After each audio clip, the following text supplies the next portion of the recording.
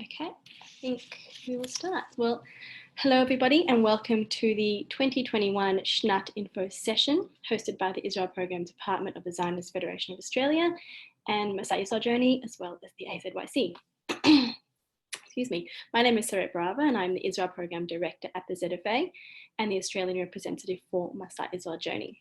I would also like to introduce Josh Jones. Josh, if you could wave, if everybody can see Josh. Yeah, great. Josh is our marketing assistant and go-to guy when it comes to choosing a gap year program. Josh and myself both participated in gap year SHNAT programs, myself many years ago, Josh more recently, and we are here to answer any of your questions. Without further ado, I would like to give a very warm welcome to Jeanette Searle, CEO of the Zionist Federation of Australia. Jeanette, I hand the virtual mic over to you. Thank you very much, Sarit, and good evening and welcome to everybody. Sorry, is my mic on? Yeah, can you hear? Yeah, Sarit can't hear. Okay, I'll continue. So welcome and thank you for joining us here tonight. I think there looks like there's quite a lot of people here, and hopefully this is a good sign for a very healthy and exciting SHNAT year for 2021. So 2020, as we all know, has thrown us some curveballs. It's been a challenging year for everybody in the world, I think it's fair to say, but no more so, I think, than for those of you who are studying your VCE or your HSC or your year 12. It's been a year that you've had to adjust to and do things differently and really focus on in a very different way. I know that for Australian teenagers, a rite of passage is that gap year. You know, you work really hard for your year 12, and then the gap year is really something that Australians across the board, not just young Jewish people and certainly not just youth movement people, really look forward to. I think for youth movements, it's something extra. It's really next level because for youth movement participants, SHNAT is really a year of a rite of passage, and it's that year that you develop your identity with your youth movement. You continue to develop your youth movement identity, your ideology, you learn your hadracha, and you come back and your leaders, not only in your youth movements, but also across the Jewish community in Australia and wherever you happen to be living. So SHNAT year is extremely important for you personally, for your youth movement, and for the community generally. We actually believe in the ZFA that the strong Zionist commitment in our community is so much a factor, so much an outcome of what youth movements do and what youth movements do under the leadership of people who go on a SHNAT program. That Israel experience is actually key in the development of the youth movements and key in the success of our community as a strong Jewish and Zionist community. And you're very much part of that, and I hope you will be. So yes, it is, SHNAT 2021 might look different from every other SHNAT year that's been before. There are certainly challenges that every program provider will need to take into consideration, that Masa keeps in consideration. But I can tell you one thing, and for parents out there, I'm a parent myself, I sent 4 kids on gap year programs, and I can imagine what you're thinking. But I can tell you one thing for sure, and that is that for the ZFA, for Masa Israel Journey, both in Australia and in Israel, and for each and every one of your program providers, regardless of which movement you come from, health, safety and security will be the #1 consideration in all the planning for next year. There's no negotiation, there's no variation from that. That comes #1.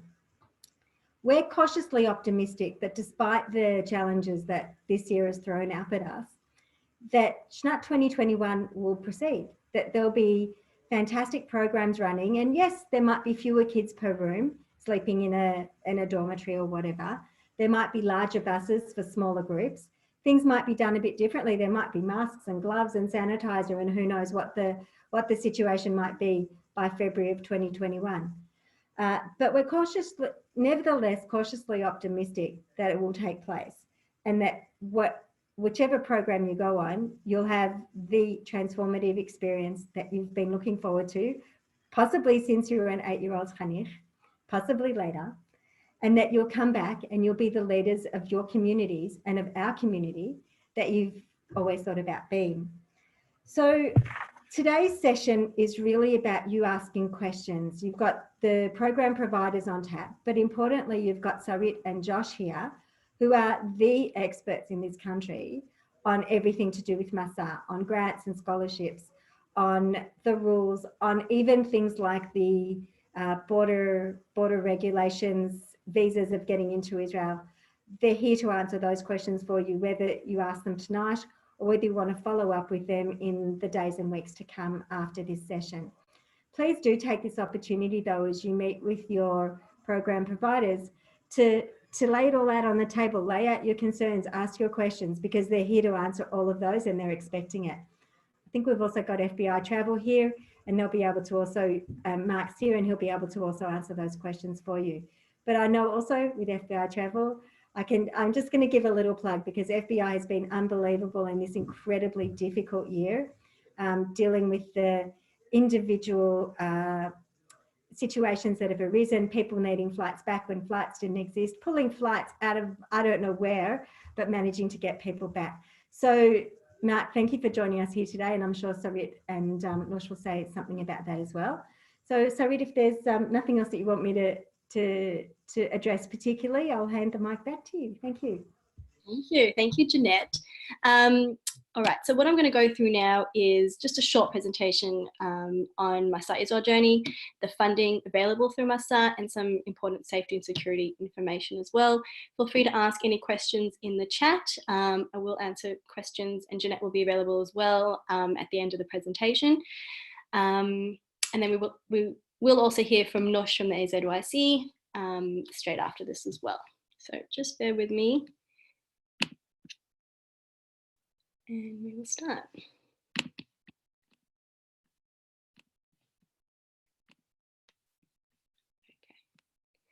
All right, so a little bit about Masa Israel Journey and what it's all about.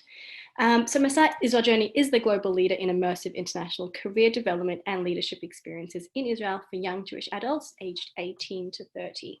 Sorry, 1 minute. Masa's diverse portfolio of programs include all of our SHNAT programs that are here today, and they range from 5 to 12 months. And these are some of the other programs that Masa offer, which is volunteering community service programs, internship and career development programs, academic programs, Jewish studies programs, and of course our gap year programs, which include all of our SHNAT youth movement programs. So Masa Israel Journey was founded by both the Israeli government and the Jewish Agency for Israel back in 2004. And with the generous funding of the Jewish Agency, the government of Israel, as well as Keren HaYesod, which you might know as UAA or United Israel Appeal, they are able to fund people's journeys to Israel and allow them to have immersive experiences in Israel. So Keren HaYesod is a big supporter and funder of Masa. Our local partner in Australia is the Zionist Federation of Australia. And what is the ZFA? Well, it is the representative roof body of all Australian Zionist activity here in Australia. ZFA is committed to advocating for the state of Israel on behalf of the Jewish community in Australia and fostering a deep connection between Australia and Israel. The AZYC is an affiliate of the Zionist Federation of Australia, which is Australian Zionist Youth Council, and it represents and is the roof body for all of our 7 Zionist youth movements. But Nush will be talking a little bit about the AZYC after this. So since 2004, going back to Masa, Masa have sent 150,000 participants from over 60 countries to Israel on long-term immersive programs. It is the umbrella organization for over 200 programs, including all our SHNAT programs, but also including career internship programs, volunteer programs for young adults up to the age of 30. Masa Israel Journey is a global company, so there are representatives all over the world, including myself and Josh in Australia. which means most of our programs are global programs with fellows and participants from all over the world. So it really is a global organisation. In terms of what Masa does, it is an accreditation program and ensures that no matter how diverse our programs are, they all comply and that they all have a standard of quality, a high quality standard, and that they are all safe and secure as well. Masa also provides grants and scholarships to individuals, thanks to the generous funding by the Israeli government, the Jewish Agency, and Karen Hayesod. A little bit about the grants and scholarships and the funding through Masa. So there are two types of funding. One is the universal grant. We also call it the automatic grant because it is automatically deducted off the cost of your program, regardless of what your financial situation is. So the grant for our SHNAT programs is $200 US. And you can opt out of receiving it if you don't want to receive it and donate it. Means tested scholarships are also available, and they are up to $6,500, which equates to around the 9,000 Australian dollars. Those scholarships are dependent on family income and the length of your program as well. If you are applying for a means tested scholarship, you do have to provide proof of income, and generally that would be full tax returns of both parents or guardians. Grants. Okay, so in terms of the grants and scholarship applications, they are paid directly to your youth movement or SHNAT, to your youth movement SHNAT provider. So whatever you allocated does go directly to your SHNAT provider and then is deducted from the cost of your program. So you're invoiced that grant amount less, or the scholarship application less. And then, but Masa also do ask that you pay a $50 Masa application fee when you are applying, which is refundable after the completion of your program. In terms of other sources of funding, unfortunately there are no other local sources besides Masa, but your SHNAT provider may be able to let you know about other funding that is available outside of Masa. How to apply? We highly recommend you first apply with your youth movement directly. So each movement will have their own process, but you do apply through the AZYC portal, which we'll talk about. And then you can apply for your universal grant at the Masa website, which is masaisrael.org. There may also be an opportunity on the AZYC portal to apply there. Noor should be able to speak a little bit more about that. In terms of the needs-based scholarship, so when you are applying for your grant, you can continue your application. And that is where you will apply for your needs-based scholarship. So it is the same application. You can either complete it after the grant application, or you can continue it and apply for your needs-based scholarship. So this is where you apply, masaisrael.org. And that is where you apply for the grant. So the AZYC portal will take you straight here as well. So when to apply? So each SHNAT provider has their own deadline. So speak to your SHNAT representative about when they want you to complete your application. In terms of Masa funding, we highly recommend you apply quite early, as soon as you know that you are going on SHNAT, to start your application for funding. And you must start it before the start of your program as well to be eligible.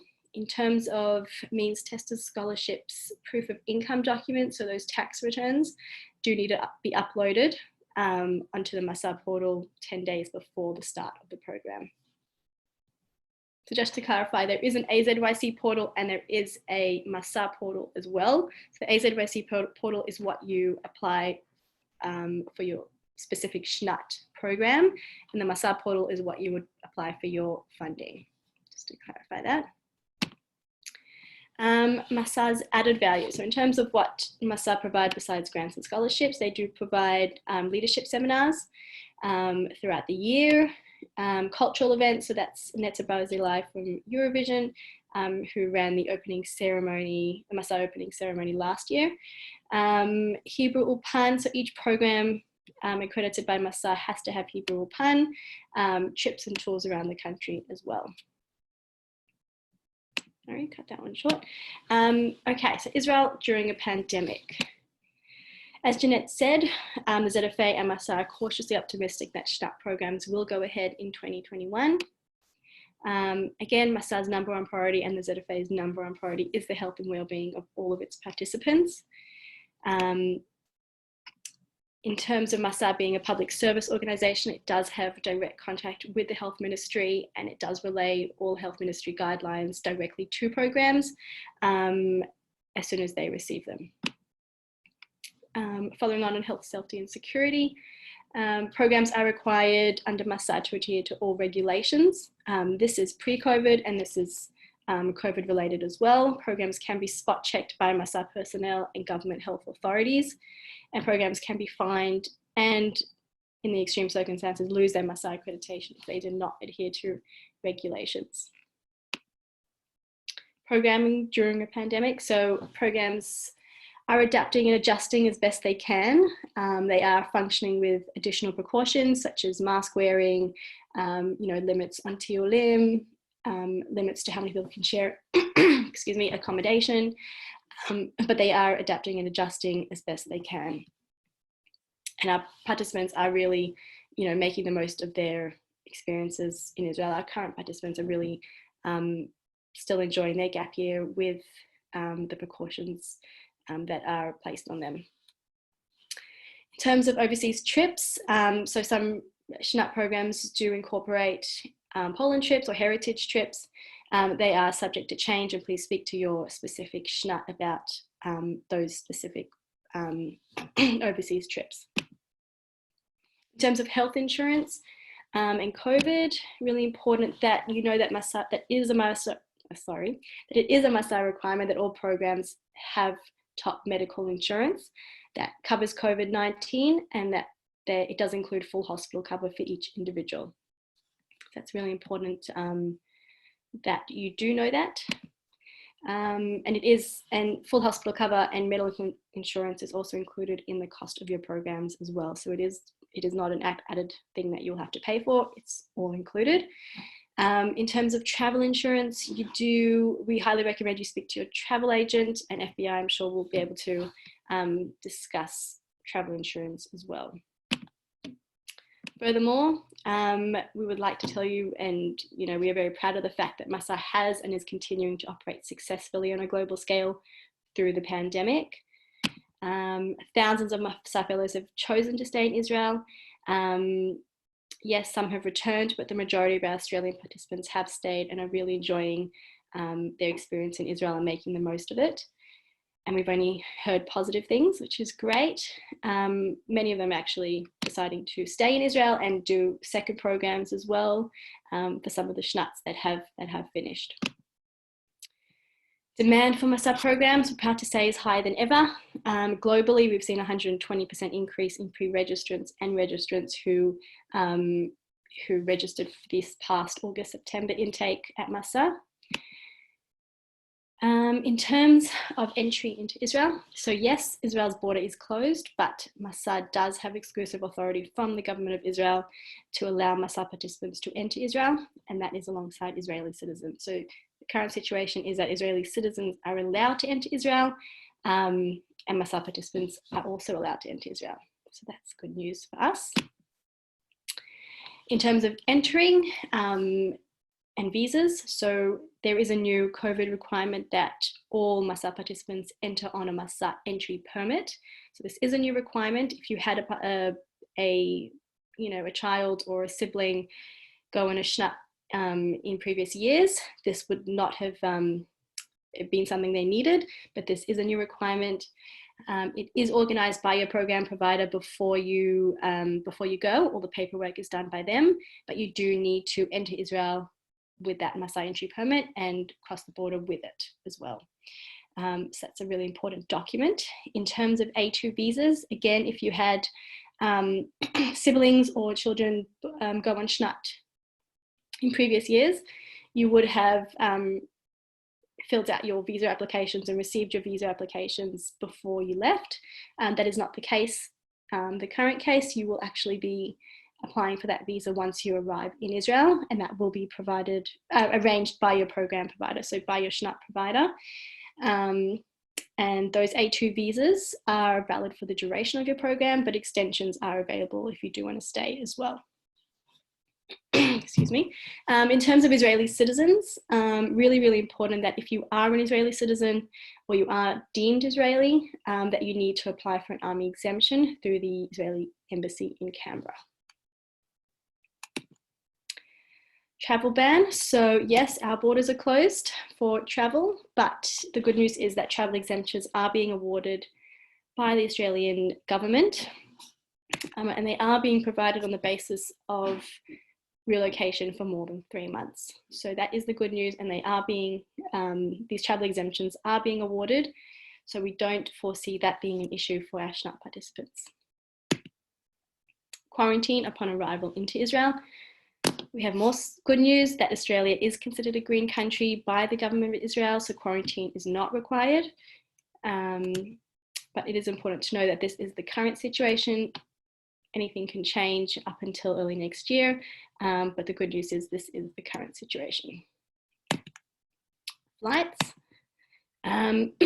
Sorry, Mark from FBI will be discussing more about flights, but we do want to say that Masa or the ZFA are involved in the booking or facilitating of flights. That's really important for you to know. Refunds and cancellations. So in terms of each SHNAT's refund policy, that is up to them. So we highly recommend you discuss with them tonight or otherwise what their refund cancellation policy is. In terms of the Masa application fee, refunds will be assessed on an individual and collective basis. So depending on, COVID or personal reasons, they will be assessed dependingly. In terms of questions for your SHNAT representatives, I'm sure you all have your own questions, but these are just some questions to prompt you, and we highly recommend asking your SHNAT representatives tonight. So what their programming is during the pandemic, their refund policy, their insurance policy, their health and safety measures, their cost of their program, weekly, daily, monthly schedule will give you a really good insight into what their program is and what it offers. Again, your SHNAT representatives are here to help and answer all of your questions, and that's why this evening is happening, so please take advantage of it. Myself and Josh are, we are the Masa office here in Australia.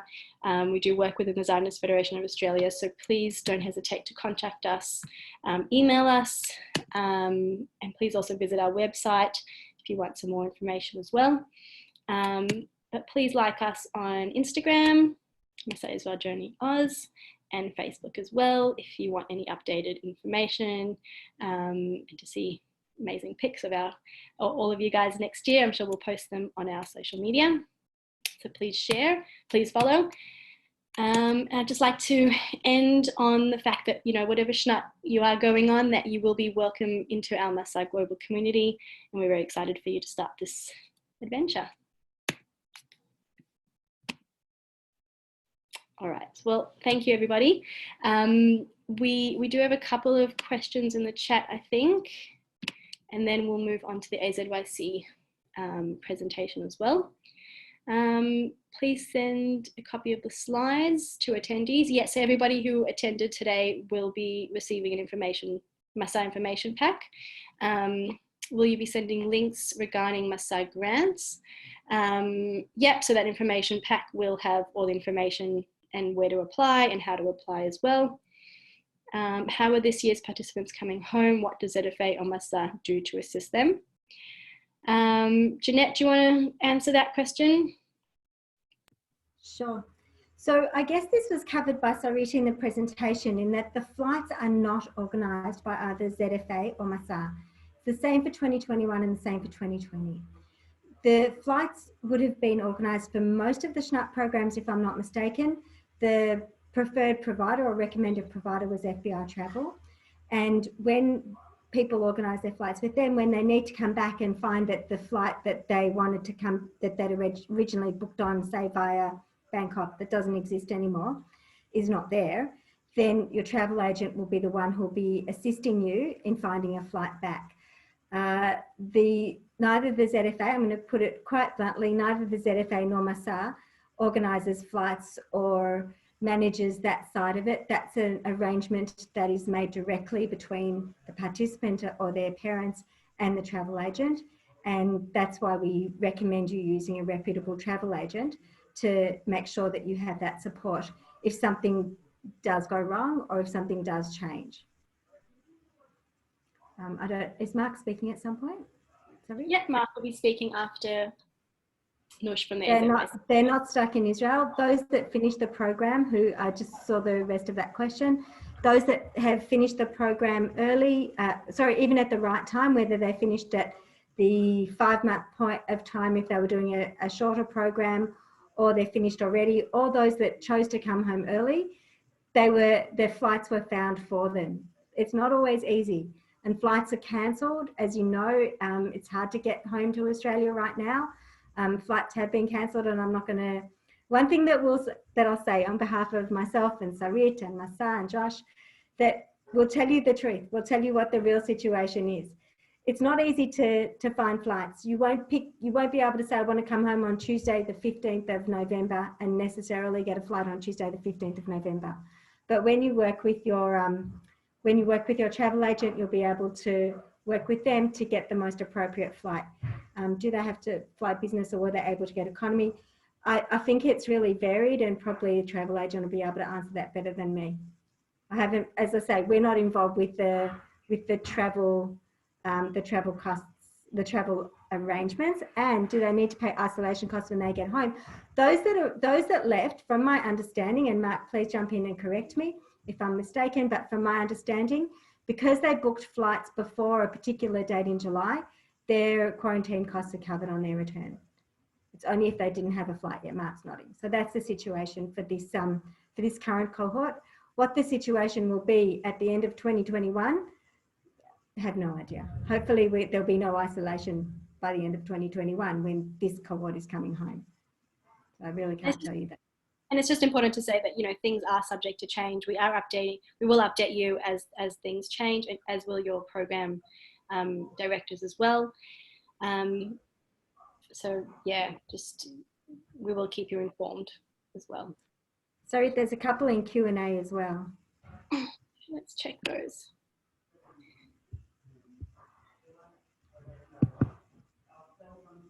Okay, so we applied for Masa funding.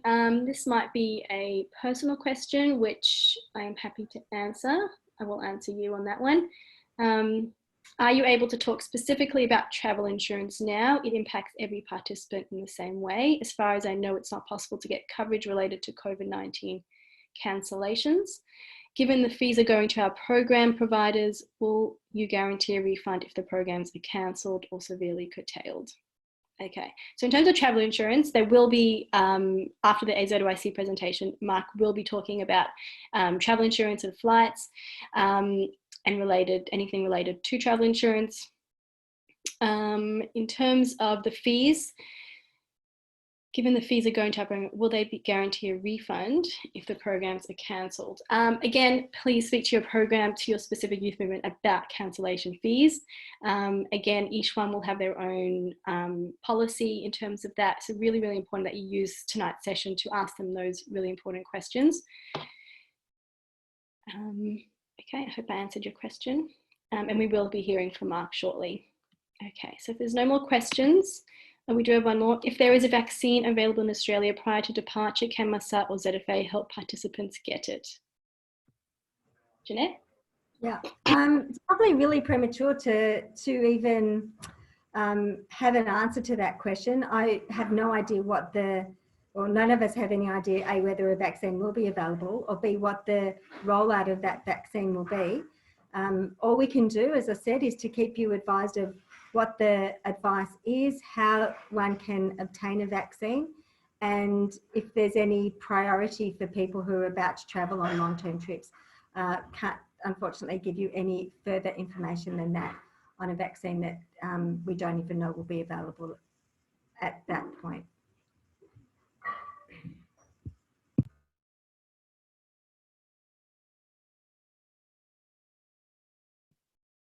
Okay, thank you, Jeanette. I think we will, again, you can still ask questions, but we are going to move forward and hopefully maybe Noosh will answer some questions or Mark will answer some questions as well.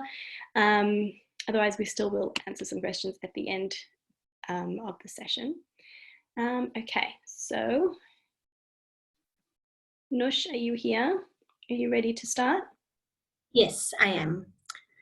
Hi, everyone. I'm just going to share my screen quickly.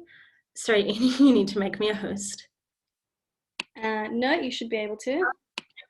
It says I can't. Okay. It says host disabled participant screen sharing. Second. Try now. Yeah, thank you.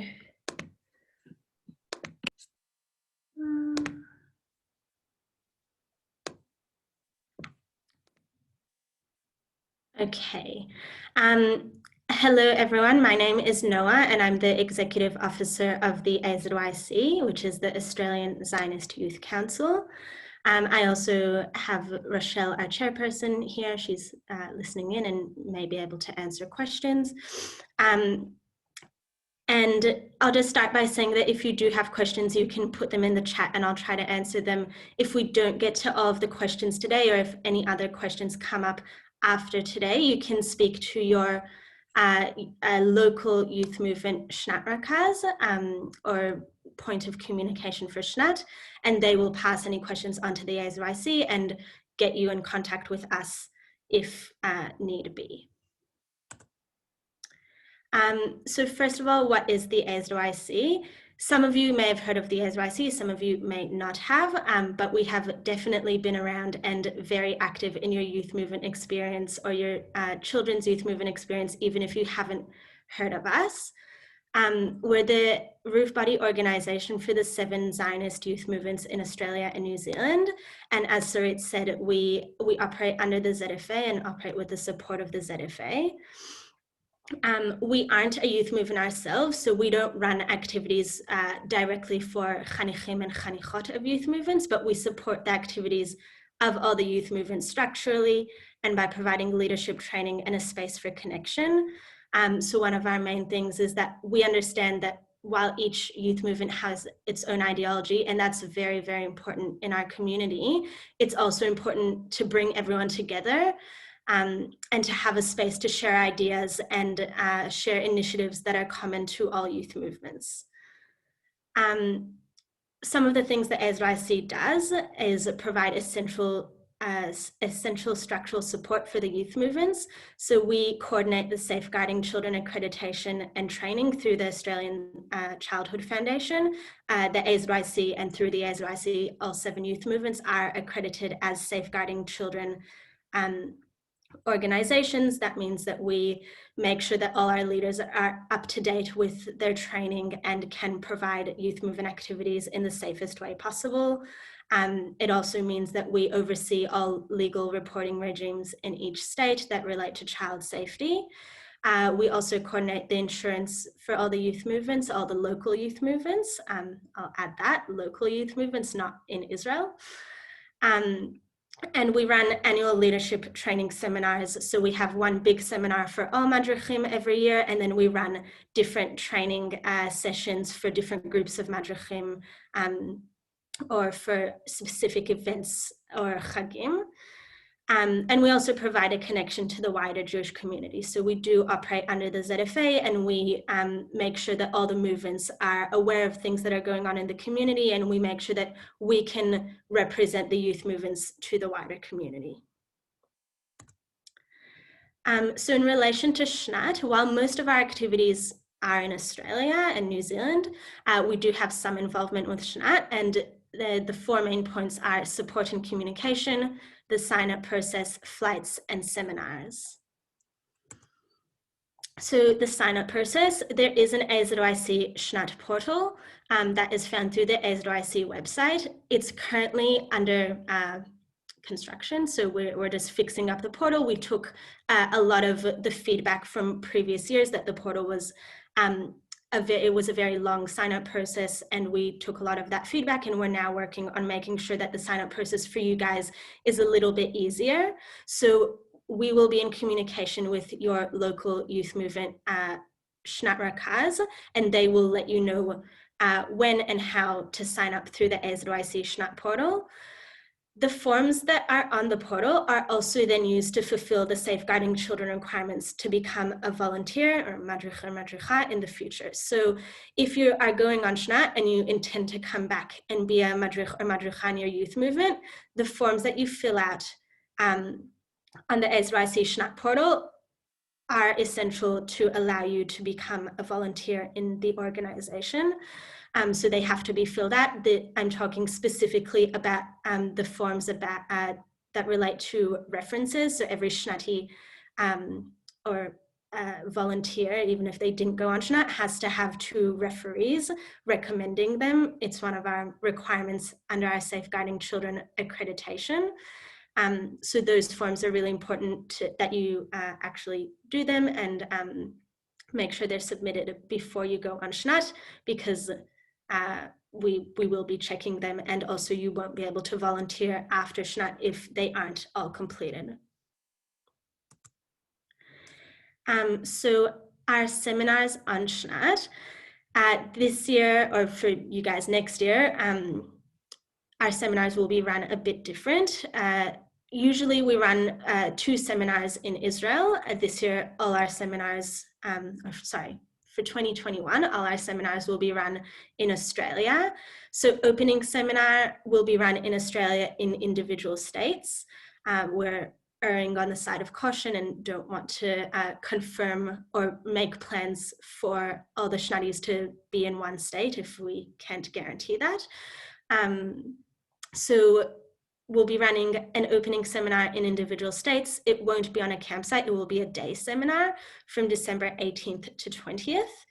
And that seminar will focus on essential preparation for Israel and SHNAT. So we'll bring in professionals to speak about group dynamics, mental health, safety, culture in Israel, and also inter-movement bonding. We recognize that it's important that all Australian SHNAT participants, also all Australian youth movement participants, but more specifically Australian SHNAT participants do know each other and do have that support network. So a big part of that seminar is bonding. You'll get more details through your Rakazeh SHNAT, including the sign-up form and all the details you need. And that seminar is compulsory for anyone going on SHNAT. It's a seminar that the AZOIC runs with the support of the youth movements, and the youth movements are also very involved in planning that seminar, so it is compulsory. The second seminar that we run is community seminar, and this will be run in February 2022 when you come back. And we are cautiously optimistic that we will be able to run it on a campsite in Melbourne. So everyone will fly to Melbourne and be on a campsite together. And that seminar will be not just for returning SHNATis, but for anyone starting as a madrich or madricha in a youth movement, and will include compulsory training relating to safeguarding children and hadracha, as well as bonding and understanding what it means to be a youth movement madrich or madricha in our Jewish communities. So both those seminars are compulsory.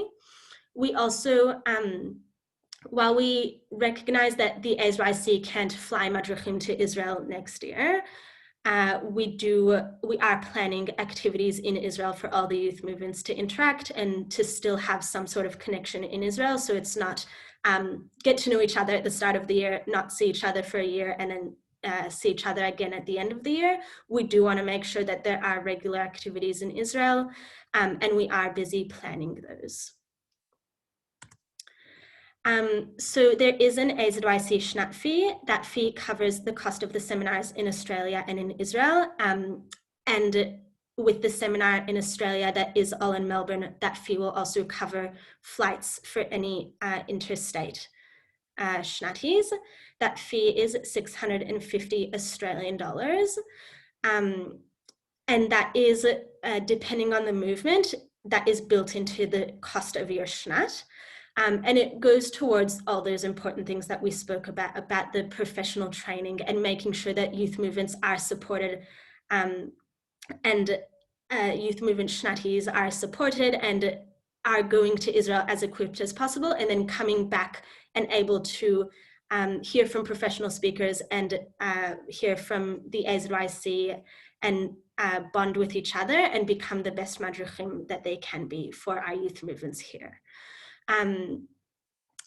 I will also note that that fee has been, the AZYC has continued to lower that fee every year, so it has gone down significantly, considering that the AZYC is not running our seminars in Israel next year. Flights. I feel like this is the slide everyone's waiting for. FBI Travel is booking the flights for all youth movements. The AZYC is facilitating the flight booking process for Beitar, Habo, Hashi, and Netzer. Bnei Akiva is also coordinating separately with FBI Travel, and Hineni as well, I believe, is with IBC and is coordinating flights separately. The AZYC is in communication with those movements, so Beitar, Habo, Hashi, and Netzer, and in communication with FBI, and we are assisting in booking in the booking process, but we're not sending AZYC personnel on the flights, and we will not be responsible over shnatis on those flights or liable for any situation arising that relates to flights. So Mark will speak in a minute about travel insurance and cancellations, change of dates, COVID-related things, but the AZYC is just the point of communication and making sure that there is a clear communication between FBI Travel and the youth movements. Beyond that, we won't be responsible over anything to do with flights.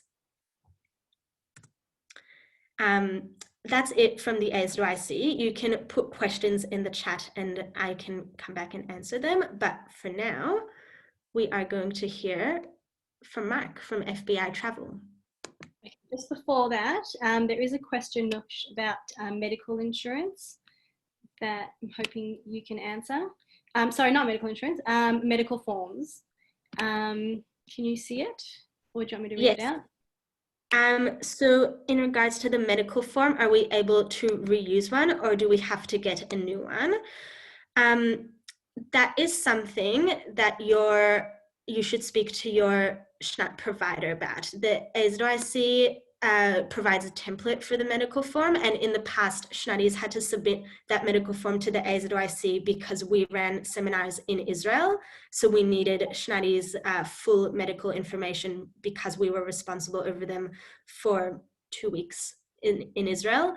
This year, the AZYC seminars are in Australia, so we'll be doing a bit of a simpler sign-up process because we just need your Medicare numbers and basic medical information.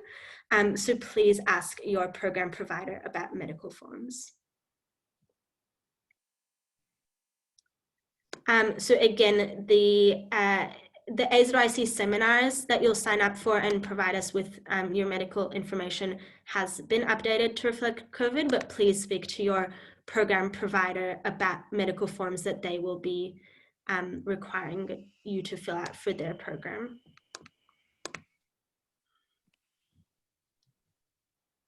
Okay, so I think we'll give the mic to Mark. Are you there? Can you hear us? Mark? Oh. You're on mute. Not anymore. Firstly, thank you very much for having me on this panel tonight. My association with being a shnati myself goes back to 1975 when I was with Habonim and I was a good boy on Machon. And I noticed that picture of Kiryat Moriah a couple of moments ago, and it looks like the place hasn't changed since 1975. Clearly what has changed is the world, because I know that when I went on SHNAT in 1975, it cost $1,500, and I think I won most of my year's fees at a race meeting about a month before we left, and that was how I funded my year. My first experience with travel with SHNAT was actually on our return from Israel on my gap year in 1975. The travel provider at the time had us with a 16-hour layover in Tehran, and this was at the time when the Shah was not in such a good place, and me and a mate thought it would be a good idea to try and break all protocols, ignore the travel agent and get onto an earlier flight from Tehran to Hong Kong. Clearly that didn't happen. I got a hell of a rebuking from the travel agent when I got back, and that was when I decided that I wanted to be a travel agent and do this job a lot better.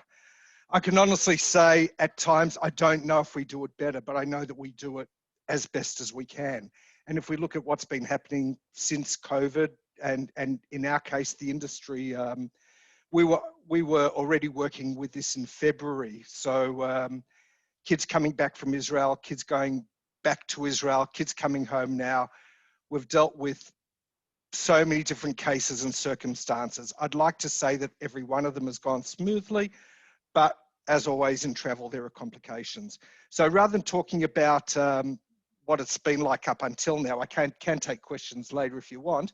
I just want to give you a quick overview of how we see things happening in terms of our relationship with FBI. Firstly, there is no compulsion to deal with FBI. I think that's always been the case. We've always said we put up our hands, we do the best job we can, and we're starting to think that being the travel agent for this program isn't necessarily being a travel agent. It's become a bit more like providing a community service. What we've tried to do over the last couple of weeks in dealing with different groups and different problems is we've had Zoom meetings with different lots of parent groups, from B'nai to Hubbo to IBC, and we're having a lot more face-to-face communication, whereas typically in the past it would have been a registration, send us some money, we issue a ticket, we send you back an email, you give us a return date, and everything moves forward from there. Because of the times, things are a little bit more complicated, and there's got to be a lot more face-to-face type discussion. What I said before about FBI being the agent, that is the agent of note, is there is no requirement for you to deal with FBI, but what we've learned is that if we aggregate the numbers of the groups together, generally we come up not so much with a better fare, but better conditions. And things that we've learned, especially with some of the movements this year, was having different return dates booked at or requested at the time, and you pretty much requested one of 3 return dates. Of course, because of COVID, that all went to nothing, and we're working effectively on individual returns or working with clusters. But we believe there is benefit in the groups traveling as a group. We've also said at all stages with returning kids now not to travel on their own, if possible, to travel in groups of 2s, 3s, or 4s. Things that we've changed for 21 are going to be our portal as well. I know that you've got Masa, I know that you've got AZYC, you'll potentially have an FBI portal as well, which will be a travel app, which will be an itinerary app, which will be a communications piece back to our office. But importantly, it's going to have 2 other pieces added, which is something that we need to do moving forward. One of them is going to be a duty of care piece, and the other one is potentially going to be a compliance piece. So much the same as when your kids are at school and they've gone on swimming excursions, you've had to fill out a form for kids to give kids permission to go on a bus. We're actually going to build in a similar type of approval for FBI, and it's something that we've started discussing with AZYC as a move forward. We've also looked at compliance, and we trying to prepare a document based on our compliance and the compliance of the suppliers that we use.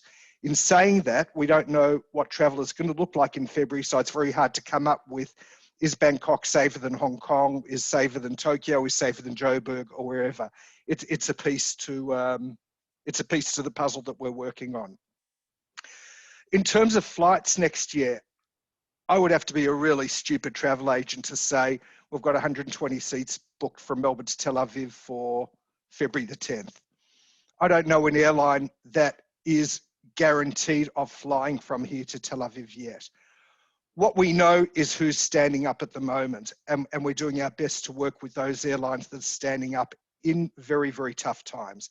But the times are also very fluid, And whilst we know that we've got very limited capacity into Australia, we don't necessarily have those restrictions with capacity out of Australia. So, for example, there's 4,000 passengers supposedly coming in a week, which averages to about 30 to 40 passengers per flight coming in at the moment. Airlines can travel out of Australia with a full payload, and that includes out of Melbourne. So I want to believe that there's going to be opportunities, and as we move forward, we will have more opportunities. And this is going to sound really funny saying this to this group. I think the word cohort was used before, but one of the things I'm most excited about is developments in the Middle East over the past few weeks of where we may have alternative airlines that we may be able to work with to get travelers, groups, business people, and tourism in general to and from Israel. And I speak mainly about the likes of Etihad from Abu Dhabi and Emirates Airlines from Dubai. We have no flight guarantees yet, but we believe that discussions are being held at the highest level between the Emirates or between the Emirates, between Abu Dhabi, Dubai and Tel Aviv. And we're pretty confident that there will be flights coming up, hopefully not too far into the new year. Of course, we've got Cathay Pacific to play with and El Al to play with, and where that puts us all in a good position is competition. Competition is good because it gives us leverage. It gives us leverage with things like return reservations, and it even gives us an ability to potentially spread the load over different airlines, given the airline's typical reluctance to not give us too many seats coming back, especially for the return dates. I can take questions about the airlines in a minute as well. There was a question about travel insurance before. It's a brave man also that commits to answering a question specifically about travel insurance. What we can say is that we know that the movements and Masa have arrangements with providers in Israel that give you COVID cover in Israel. To the best of my knowledge still, travel insurance out of Australia does not cover cancellation penalties in the event of COVID, but it covers all of your other cancellation penalties, including luggage, including repatriation for a reason other than COVID, including flight cancellations for things other than COVID. So we've started discussions with a couple of travel insurance providers, and we're specifically asked the questions of, we want COVID cover for expenses, but we don't want COVID cover for medical because that already exists in Israel. So we're trying a couple of different tactics with the travel insurers. These are the ideas that we've had, and as we get further, we'll be able to give you some more options. Questions that were asked included things like cancellations, flight cancellations, fare cancellations. Talking about the experience that we're going through at the moment, we did have 3 dates for kids to come back, and a lot of that meant flying El Al Thai or El Al Cathay Pacific. At the moment, Thai aren't flying into Australia. Sorry, Qantas as well. Thai isn't flying into or out of Australia. Qantas isn't flying into it and out of Australia. Cathay Pacific is the only link airline we've got with El Al, and as recently as the last couple of days, Cathay Pacific cancelled a whole lot more flights, which is into Australia, which means that potentially the tickets that kids purchased may not be able to be used. The tickets that we've issued were El Al tickets. We still believe that there is cause to go back to El Al and apply for refunds for those tickets on the basis that Cathay or Qantas or Thai cancel the flights, as the case now. Alternatively, if El Al cancel the return reservations, they will allow us to apply for a refund. One thing that we're saying to everybody at every step of the way is that since the beginning of March, we've not seen a refund from El Al.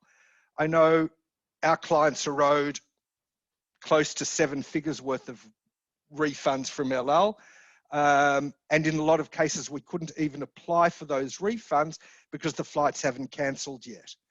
So just to give you an idea of where we're at with El Al, back in June, they said they were going to fly in July. In July, they said they were going to fly in August. In August, they said September.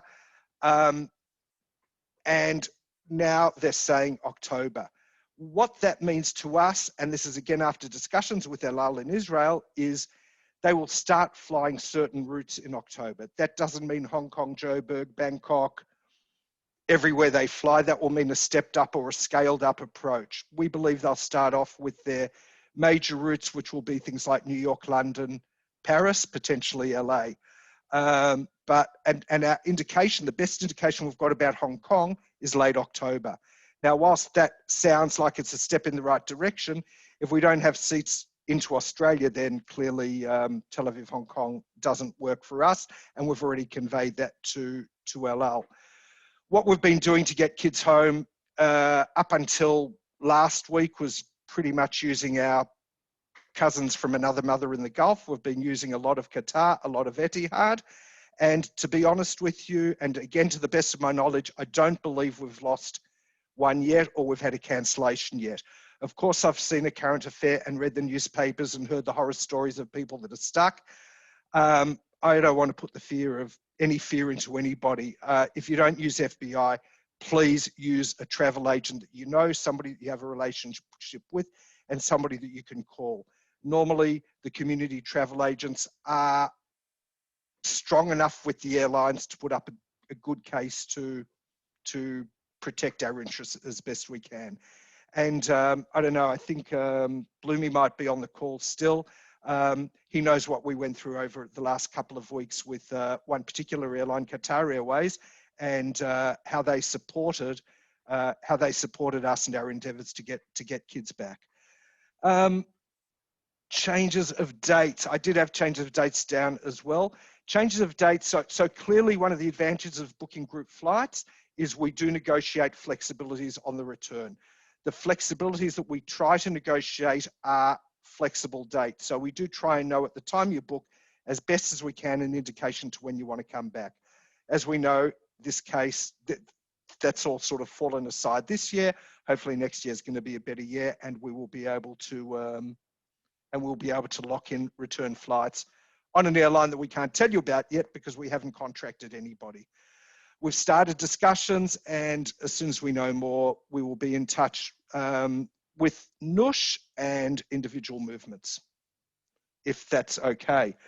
I don't know how many people on the call are from interstate, but it's sort of 8 o'clock in Melbourne, and tonight's the first night that our curfew's been extended till 9 o'clock, and I haven't been for a walk yet today. So if you don't mind, if you don't have any questions for me, I would love to go for my walk. I need to decompress today.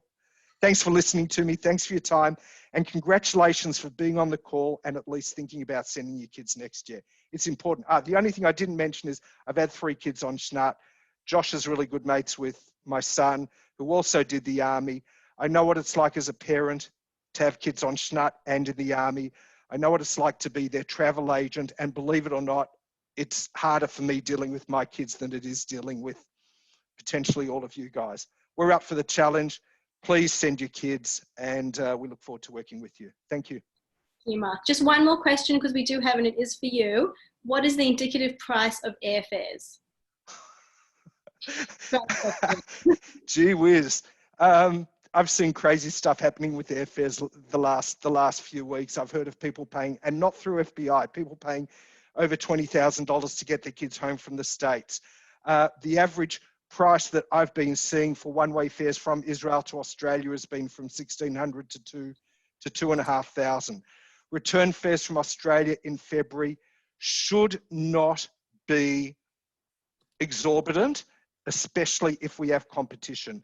So I would be thinking that the airfares should be in the similar range to what they were in 2019, which to my way of thinking should be the low 2s return. That's fair. That's what they should be. Please don't hold me accountable if I'm wrong. I never quote fares, by the way, in the office. My staff won't let me because they reckon I. That's why I don't quote fares.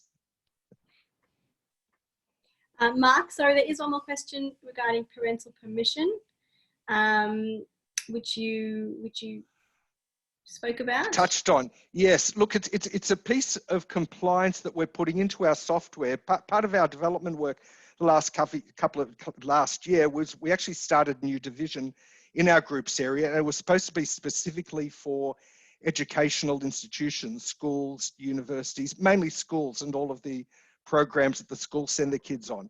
And one of the pieces that the schools definitely do is have this parental consent.